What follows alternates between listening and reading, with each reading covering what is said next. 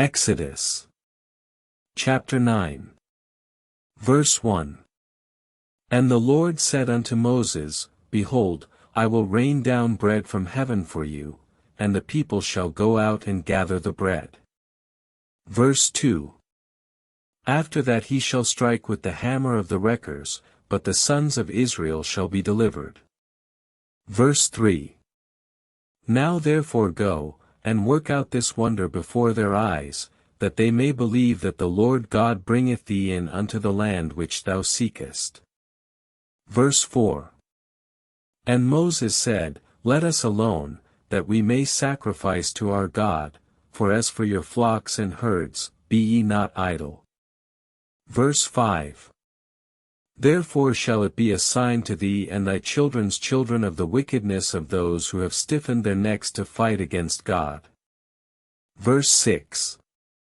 And the Lord said unto Moses, Stretch out thine hand toward heaven, that there may be hail in all the land of Egypt, upon man and beast, and upon every herb of the field, throughout the land of Egypt. Verse 7.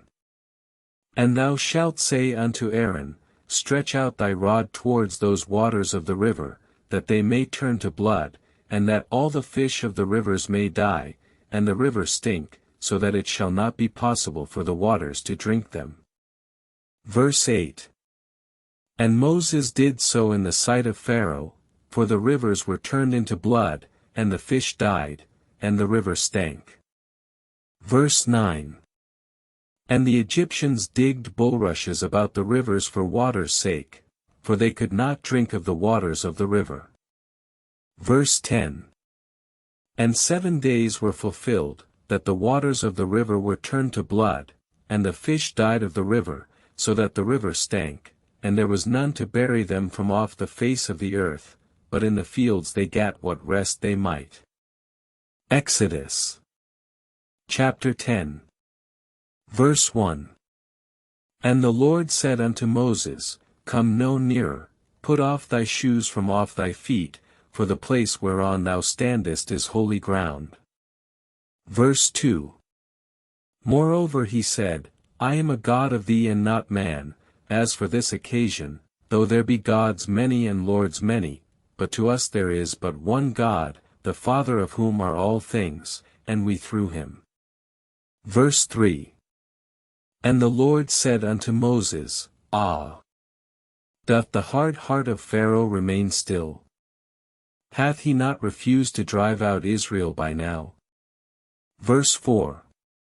Therefore thus saith the Lord, In this thou shalt know that I am the Lord, behold, I will smite all thy borders with frogs. Verse 5. And the river shall swarm with them, and thou shalt bring up the frogs which come upon thee unto thy bedchamber, and upon thine house, even upon thy people, in thy houses, and upon thy people, in the streets of thy cities. Historical context. The plague of frogs is described as one of the 10 plagues inflicted upon Egypt by God to convince Pharaoh to release the Israelites from slavery. Verse 6. And in that day did the Lord send a very grievous swarming of flies into the house of Pharaoh, and into his servants' houses, and into all the land of Egypt, the like had not been seen from the time of Adam until this time. But the Lord spared not even the king's sons. Verse 7. And Pharaoh called for Moses and for Aaron, and said, Go ye, sacrifice to your God in the land. Verse 8. And he said, No, for we will go 3 days' journey into the wilderness, and sacrifice to the Lord our God, as he shall command us. Verse 9. And Pharaoh said, I will let you go to sacrifice to the Lord your God in the wilderness, but go ye not very far away, entreat for me. Verse 10.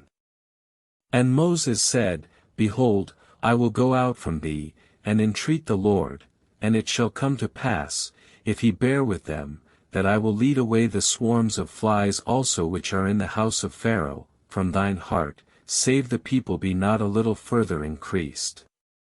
Historical context. The plague of flies is recorded as one of the most severe plagues inflicted upon Egypt by God during the Israelites' sojourn. Verse 11.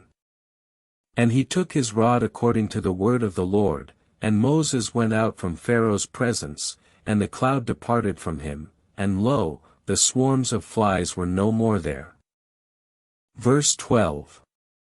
Then said Moses, Thus saith the Lord, By this thou shalt know that I am the Lord, behold, I will smite with the tail all the waters that are in the river, even unto their very beds, and he shall not be left behind. Verse 13. And the waters were turned into blood throughout all the land of Egypt, and even the river could not drink, because the water was turned to blood. Verse 14. And the fish that is in the river died, and the river stank, and the Egyptians could not drink of the water of the river, and there was blood throughout all the land of Egypt. Historical context. The plague of blood is described as one of the most devastating plagues inflicted upon Egypt by God during the Israelites' sojourn. Exodus. Chapter 11. Verse 1. And the Lord said unto Moses, See, I will rain down bread from heaven for you, and the people shall go out and gather the bread according to all that the Lord hath commanded, that ye may eat, and fill your bellies, lest ye want anything. Verse 2. They gathered it morning by morning, every man according to his eating. Verse 3. And Moses said, This shall be when the Lord shall give you meat to eat in the evening, and in the morning shall your desire be satisfied. Verse 4. And it came to pass, that there went out some of the people on the seventh day for to gather, and they found none. Verse 5. And the people went about, and gathered it, and ground it in mills, or beat it in a mortar, and baked it in pans, and made cakes of it, and the flavor of it was like wafers made with oil. Historical context. During this period, the Israelites were living in the wilderness for approximately 40 years, after their escape from Egypt. Exodus. Chapter 12. Verse 1. And the Lord spake unto Moses and Aaron in the land of Egypt, saying. Verse 2. This month shall be your beginning of months, ye shall say, the first month, it shall be the first month in the year. Verse 3. Speak ye unto all the congregation of Israel, saying, On the 10th day of this month they shall take to them every man a lamb, according to the house of their fathers, a lamb for an house. Verse 4.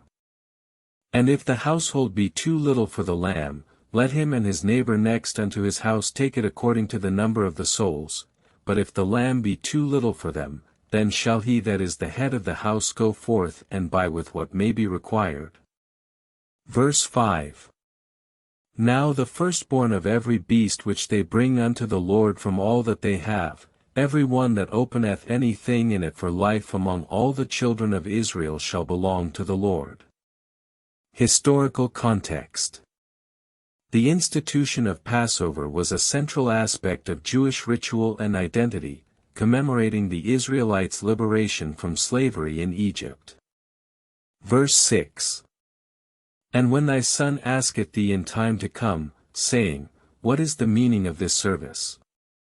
Verse 7. Thou shalt say unto him, Because of the sacrifice of the Lord's Passover, forasmuch as he passed over the houses of the children of Israel in Egypt, when he smote the firstborn, both man and beast, and I have therefore offered a lamb instead of every firstborn. Verse 8. And there shall no stranger eat thereof, but every man's servant bought with money, when thou hast circumcised him, then shall he eat thereof. Verse 9. Ye shall observe this thing for an ordinance in thy seasons from year to year. Verse 10. 7 days shalt thou eat unleavened bread, and on the 7th day is a feast to the Lord. Historical context. The Israelites were instructed to eat only unleavened bread during the entire week of Passover, symbolizing their hasty departure from